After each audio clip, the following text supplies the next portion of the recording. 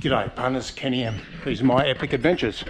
Another how to or how not to video. A little bit of maintenance on the 79. Some of those of you who have been watching my channel will know that I've got a non-standard brake booster. Mark's four-wheel drive adapter hydraulic booster.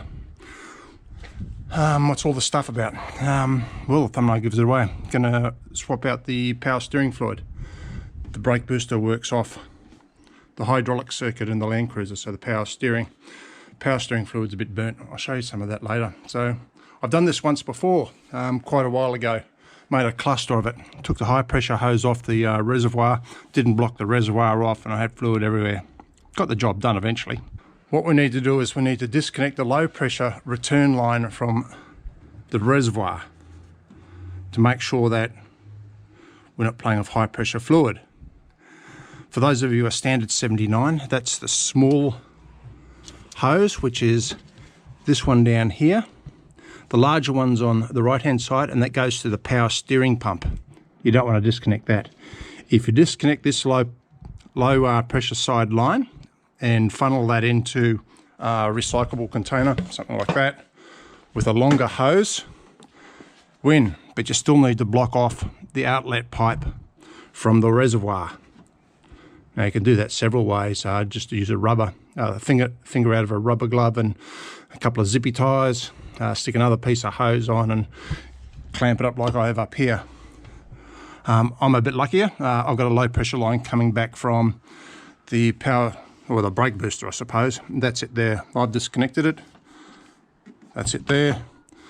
I've connected up a waste hose to my master cylinder booster, and that's just going to go down into a bucket.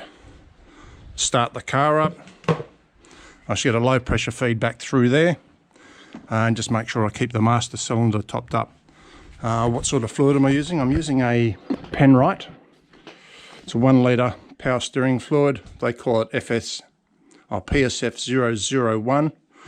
I think you can use automatic transmission fluid, Dextron 3 I think it is, in the power steering circuit as well. So just a snappy recap. Power steering fluid replacement, low pressure line from your power steering reservoir.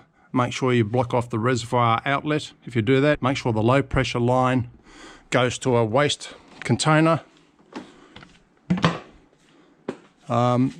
Keep an eye on your reservoir to make sure it's topped up. We don't want it to run out. For me to drain off the fluid, I need to start the car.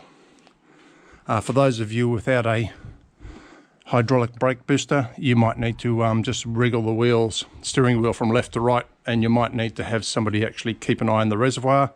And if you're going to do it that way, you're probably better off jacking the vehicle up and having the wheels off the ground. By the way, you can actually do that without the car running as well, if you've got the wheels off the ground. Power steering fluid, I got this yellow. Stuff that's coming out is reddish, brownish. Let you have a look. Bit of shit in there. Smells a bit burnt. Doesn't look as burnt as it did in the reservoir.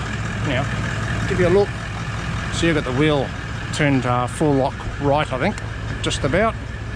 And I'm just gonna put my foot on the brake. So what I'm gonna do is I'm just gonna keep on bleeding this until I get some yellow power steering fluid out.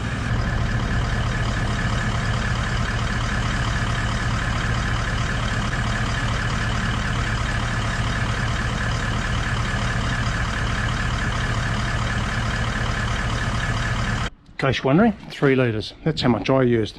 That isn't the capacity of the power steering system. I think it's about 1 litre. I'm sure you can find that on the Penrith website. Finished now. Filled it up to the top fill line on here. Gave it a bit of a squirt with some engine degreaser as well, and gave it a bit of a hose. That's why the bitumen's all wet here, because I've hosed that off as well. That's the job done, so it doesn't take that long, and I'm sure it probably wouldn't take that much longer, or as long, if you don't have the same sort of brake master cylinder booster that I have.